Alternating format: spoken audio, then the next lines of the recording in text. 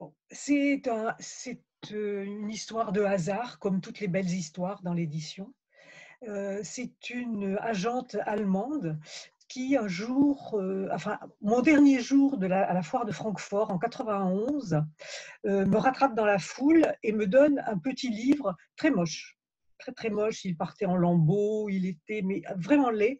C'était, une édition militante écologique du Chili qu'il avait faite et elle me dit: «Ce texte est pour toi».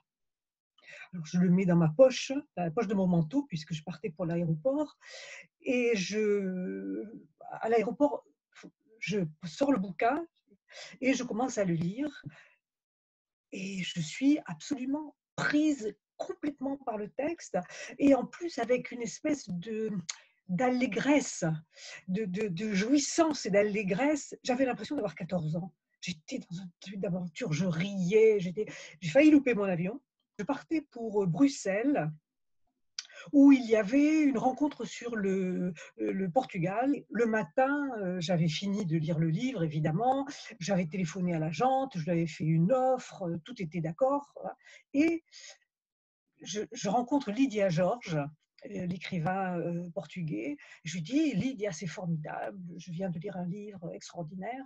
Et je lui passe. Je lui dis: tu veux le lire? Elle me dit: bien sûr. Alors elle le prend et puis elle revient l'après-midi et elle me dit: c'est extraordinaire, c'est un livre magnifique, c'est vraiment une chose, une explosion de vitalité et c'est extrêmement bien écrit. Je me présente au Repré des éditions du Seuil, qui était notre diffuseur, et je me rends compte que malgré mon enthousiasme, personne ne me croit. Alors je me dis, bon, alors il faut taper, ça va être pareil pour les journalistes, il faut taper chez les libraires. Je fais 150 épreuves reliées, j'écris à la main 150 lettres personnelles et j'envoie à 150 libraires. Sur ce arrive le salon du livre et là, c'est le buzz. La première semaine, on avait vendu le premier tirage à 3000. Je retire à 3000. Deuxième semaine, tout ça, le bouche à oreille provoqué par les libraires. Là-dessus, on a le prix du meilleur livre étranger de France Culture, en même temps que le prix des relais H du roman d'aventure. Les deux. C'était assez drôle. Mais toujours rien dans la presse. Donc, on était en 92. Je téléphone à Alain Dugrand, à Étonnant Voyageur. Je lui dis: il faut que tu m'invites cet auteur. Il me dit: on paye le billet. On paye le billet, on l'invite. On a rendez-vous le matin sur le quai du train des Étonnants Voyageurs pour partir pour Saint-Malo. Et on ne s'était jamais vus. Et je vois arriver sur le quai un type bizarre, un grand mec fort avec une tête de cheveux incroyable, noir, noir, noir, et des cheveux d'Indien mapuche. Il avait 2 béquilles et il se tenait tout droit, tout raide. Alors je fais voir, on monte, on s'observe un peu, on monte dans le train ensemble et là on commence à parler et tout de suite, on a les mêmes clés, on a la même vision du monde, bon, ça marche très, très bien. À Saint-Malo, on l'assied derrière à la librairie et les gens commencent à regarder ce type qui est si bizarre, parce qu'il était très imposant. Le bouche à oreille se fait. Le 3e jour, le lundi, quand on repart, les gens arrêtaient Louis dans la rue pour lui faire signer des livres. Là-dessus, il y a Pollack qui s'enthousiasme et qui commence à parler de ce livre. Donc ça démarre. Et on en a vendu 36 000 quand le premier article est sorti. Donc c'est vraiment le boulot des libraires qui a fait ça. Alors ce livre avait une histoire antérieure. Il avait été publié en 89 en Espagne, chez un éditeur qui publiait beaucoup, mais ne diffusait rien. Donc il avait eu un prix, le prix Tigre et Juan à Gijón, mais le livre n'était jamais sorti des stocks de l'éditeur. On se trouve à être 8 éditeurs européens à publier ce livre. Et cette publication a fait, et surtout la personnalité de l'auteur, a fait qu'on a créé une espèce de club, un groupe d'amis dans l'édition. Et ce qui fait que si vous regardez certains catalogues, nous avons beaucoup de choses en commun parce que nous échangeons nos idées. Personnellement, ça a changé complètement le destin de ma maison d'édition parce que les libraires se sont mis à croire à ce que je pouvais dire. Quand je disais que c'était un livre formidable, et ben maintenant ils pouvaient me croire puisqu'ils avaient vu, et puis on a vendu quand même 95 000 exemplaires la première année.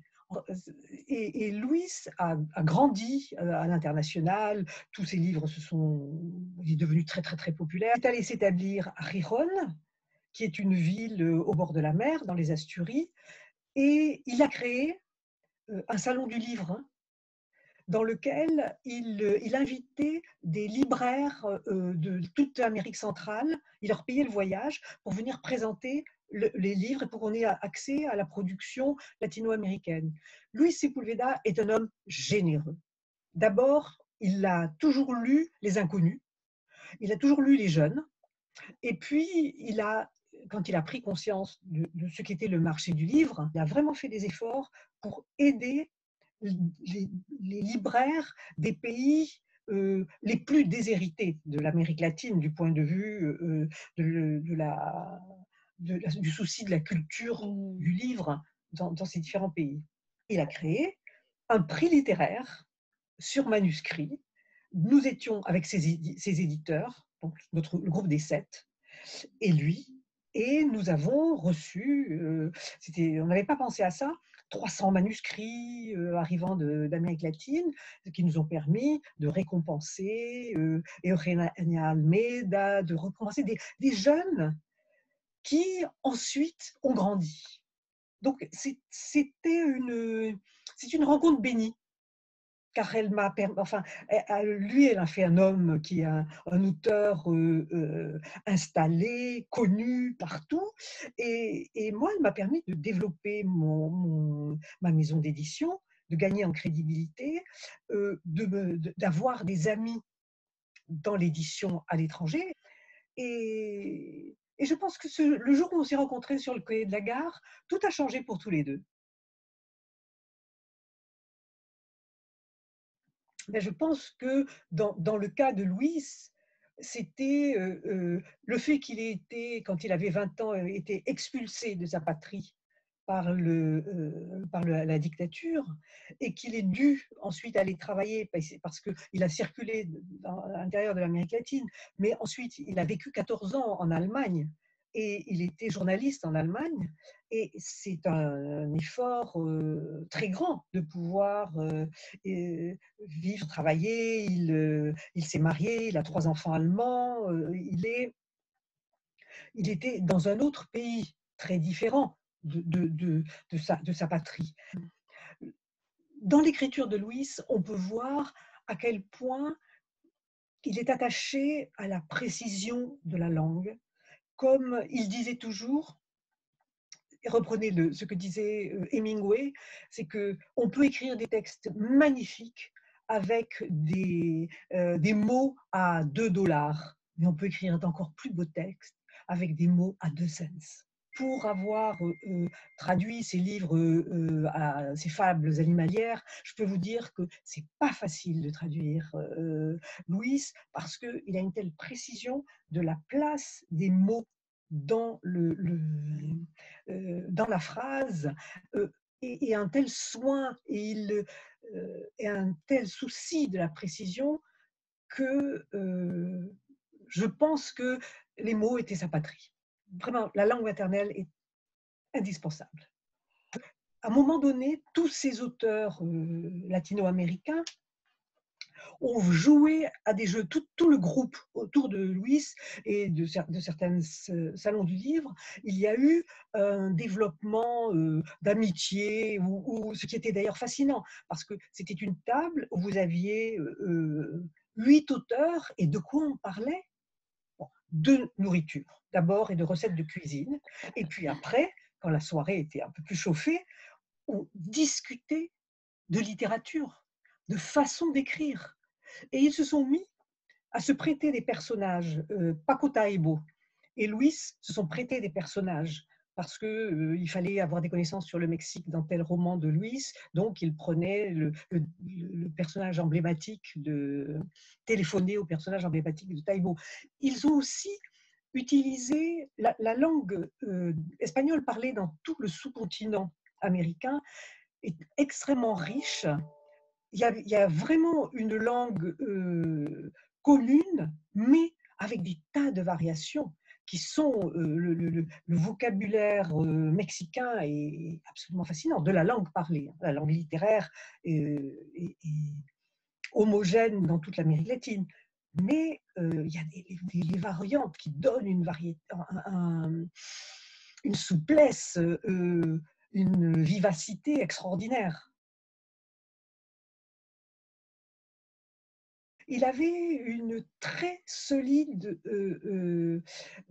culture européenne. Il avait beaucoup lu, en tant quand il était jeune, il avait été boulimique de tout ce qui paraissait traduit et qui était diffusé au Chili. À l'époque, au Chili, il y avait vraiment un sens de la culture très fort. C'est un, ils n'avaient pas le culte du livre comme les Argentins, mais ils avaient des assises culturelles universelles très très fortes. Ensuite, c'est quelqu'un qui avait une soif de lire, mais avec tous azimuts. Ce n'était pas que la grande littérature. Il pouvait lire de la littérature très populaire. Il n'y avait pas d'interdit de lecture. Je me rappelle lui avoir présenté à la fin dîner avec un jeune de nos jeunes auteurs qui s'appelle Nordal et qui est islandais. Et je lui avais dit, je te présente ce garçon parce que c'est très intéressant. Son livre, Ilska, le mal, est formidable. Et il m'a dit, mais il est traduit en quoi? Je lui ai dit, je pense en allemand. Et je ne savais pas qu'il était traduit en espagnol. Et 2 ans après, il me téléphone et il me dit, dis donc, tu avais raison, hein. Le jeune homme que tu m'as présenté, son livre est traduit en Espagne et c'est vraiment très, très bien. Ça veut dire qu'il était attentif à, à tout ce qui était nouveau, la littérature en train de se faire.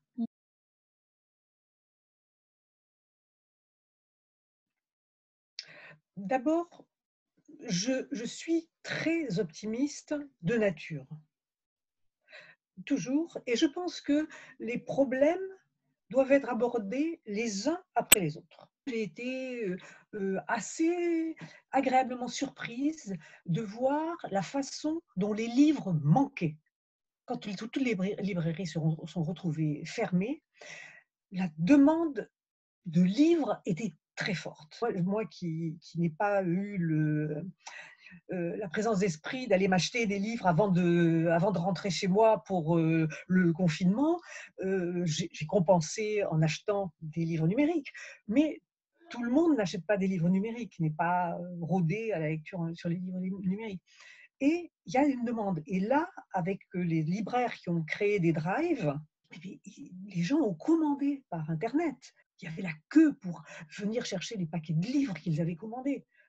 Et c'était pas un petit paquet. Et c'était pas des gens profs d'université, non, non, c'était des lecteurs. Les libraires sont indispensables. Sans les libraires, nous n'existons pas. Nous sommes des structures intermédiaires et des êtres intermédiaires qui ne pourront exister que s'il y a les auteurs d'un côté et les libraires avec les lecteurs de l'autre. Donc, je pourrais faire les pieds au mur, ça ne changerait pas la situation de ces deux bouts de la chaîne.